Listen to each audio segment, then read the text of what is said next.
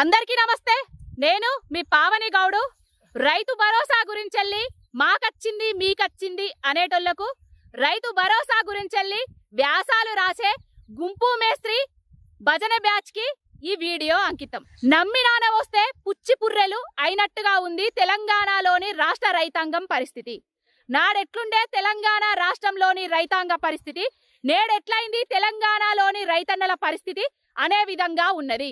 నాడు బాపు కేసీఆర్ గారు ఏ దరఖాస్తులు దస్తావేజులు ఏ క్యూ లైన్లు లేకుండానే ఒకటే బటన్ నొక్కి రాష్ట్రంలో ఉన్న రైతన్నల అందరి అకౌంట్లల్లా నాటెయ్యక ముందే నారు ఎదిగే సమయంలోనే రైతు బంధు పైసలు పెట్టుబడి సాయం కింద ప్రతి రైతు అకౌంట్ల జమయ్యేటి. నేడు ఏమైంది తెలంగాణలోని గుంపు మేస్త్రి పాలనలో రైతుల పరిస్థితి? ఒక్కసారి రైతన్నని అడిగే తెలుసుకుందాం. రైతు బంధు పడ్డదానే? అదే భరోసా ఏమన్నా పథకాలు పెంచిచ్చిండా? అంతేనా? ఏమంటారు? 60 సంవత్సరాలు నిన్న వాళ్ళకి పింఛన్ ఇస్తాడు, ఇవరకు మాకు దిక్కలేదు. అంతేనా? 62 సంవత్సరాలు ఎంత పింఛన్ ఇస్తారు అన్నాడు? ఆడు మత్తగాడు కానీ పాతయాన్ని ఇస్తాడు కదా. పాతే కూడా పాత ఇస్తాడు. కేసీఆర్ మంచిగా చేసిండా?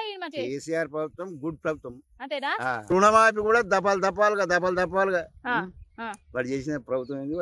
ఏ ఒక్క పథకాన్ని కూడా కరెక్ట్ చేయలేదు. కేసీఆర్ దే బాగుండే పాలన అని చెప్తున్నారు రైతన్నలు. ఈ కాంగ్రెస్ పాలనలో రాష్ట్రం వేయింది, జిల్లా వేయింది, మండలాలు వేయినాయి, గ్రామ పంచాయతీల కాడికి వచ్చినాయి.